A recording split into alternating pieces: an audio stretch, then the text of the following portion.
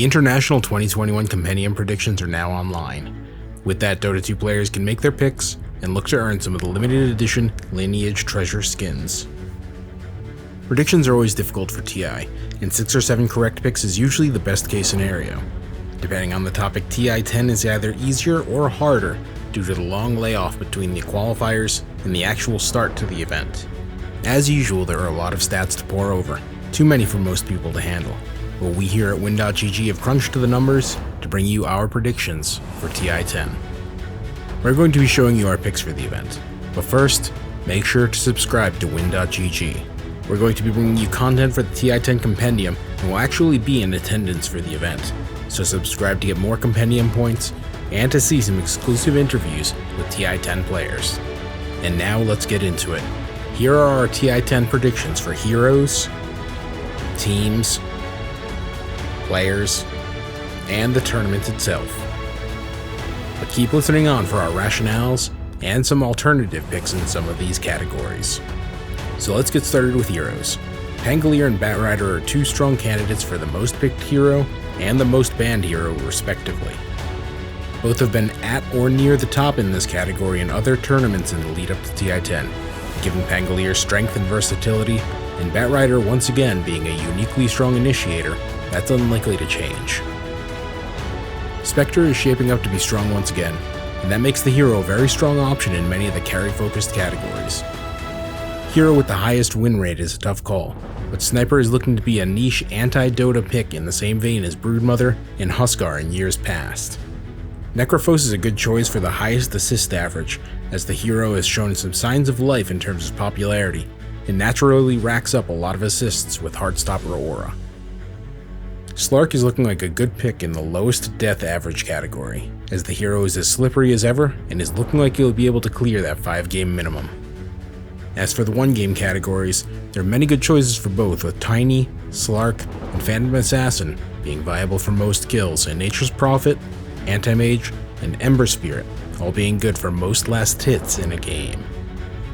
Moving over to teams, you might have noticed we have very high expectations for psg.lgd. The team is the clear favorite to win the event, and they play a fast-paced, aggressive style. They can win quickly, they can drag things out to win late, and they can play Smash Mouth Dota 2. All of that combines to make psg.lgd a strong pick for most of the categories, but do note that most of this can be said for Evil Geniuses as well. In the last 3 categories, we have T1, Team Secret, and SG Esports. Over the last few months, T1 has had one of the highest game length averages in every tournament it's participated in. Team Master and Team Spirit are 2 other solid options for this category, but we're rolling with T1. Most different heroes picked should absolutely go to Team Secret. The category has historically been dominated by Team Secret, and there's no reason to think that that changes unless they're being eliminated early. Finally, fewest different heroes picked boils down to a team that will lose early, retreat back to comfort picks, and then get eliminated early anyway. SG is a good choice for this category, but any team that's a candidate for a group stage elimination would also work.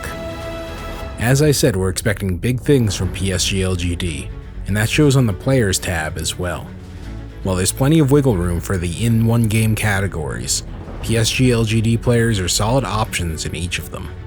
For the best average categories, Nothing to Say and Ame are extremely good in their roles and can be comfortably slotted in for any core-centric player category. Meanwhile, Xingqiu is possibly the best position 4 player in the world, which is shown in how many assists he gets. The only categories where psg.lgd players aren't arguably the strongest candidates are lowest average deaths and most heroes played. Alliance's Nico Baby is the best choice for lowest death average. He's historically been very strong in this category throughout 2021, even when Alliance isn't performing well. When it comes to most different heroes played, the only choices are Nisha or Matumba Man. Once again, Team Secret has historically dominated this category thanks to the team's peerless hero pool. Unless Team Secret washes out of TI10 early, either Nisha or Matumba Man will almost certainly win this category. And last up, we have tournament predictions. A lot of the tournament predictions are informed by past TIs, which have seen similar results with similar categories. The total number of heroes picked should be 101 plus, as this mark will almost certainly be hit at the event. Meanwhile, a high number of heroes banned should be picked as well. The shortest game of the tournament will very likely be between 15 and 20 minutes. There's a chance that there could be a shorter game than that, but it's less likely. Most kills by a hero in a game is likely to be one of the 3 highest choices, so picking the middle one, in 23 to 25, is a strong choice. Most deaths by a hero in a game will likely be between 15 to 17 or 18 to 20. Most assists in a game will come down to whether a hero that naturally gets a lot of assists, like Zeus, Bounty Hunter, or Necrophos, will end up becoming popular at TI. If that happens, 36 plus is possible, but if not, one of the other higher categories makes more sense.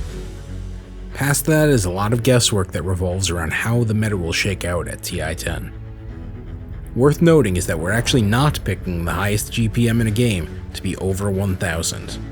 Though players have historically been able to rely on an alchemist to run wild at least once at the event, the hero is weaker than he ever has been.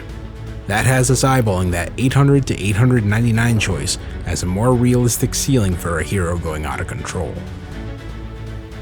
And that's the end of the predictions. Disagree with any of our picks? Well, feel free to leave a comment. And if this video helped you, please give us a like. And once again, make sure to subscribe to win.gg for all of our upcoming TI10 content.